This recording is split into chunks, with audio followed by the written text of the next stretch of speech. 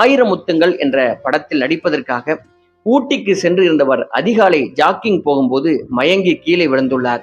இதை கேட்டு முத்துராமனுடன் அந்த ஷூட்டிங்கில் கலந்து கொள்வதற்காக போயிருந்த சிவக்குமார் அவர்கள் ஓடோடி முத்துராமனின் உடலை தூக்கி கொண்டு ஊட்டியில் உள்ள ஒரு மருத்துவமனைக்கு சென்றிருக்கிறார்.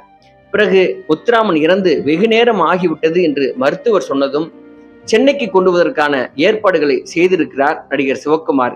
முத்துராமன் அவர்களின் உடலை காரில் ஏற்றும் போது அவரின் மூச்சு காற்று குப்பென்று சிவக்குமாரின் மேல் பட, ஐயோ உயிரோடு இருக்கிறவரை செத்து போயிட்டாருன்னு டாக்டர்லாம் சொல்றாங்களே, அண்ணா அண்ணா எழுந்திருங்க அண்ணா என்று அவரும் ராதா மற்றும் அவரது அம்மா மூவரும் யூக்லிப்டஸ் ஆயிலை முத்துராமனின் உடல் முழுவதும் தேய்த்து அவருக்கு உயிர் உண்டாக்கும் முயற்சிகளில் இருந்திருக்கிறார்கள். ஆனால் முத்துராமன் பேசவில்லையாம், போய்விட்டார். இரத்த அழுத்தம் நோய் பல ஆண்டு காலம் அவருக்கு இருந்திருக்கிறது.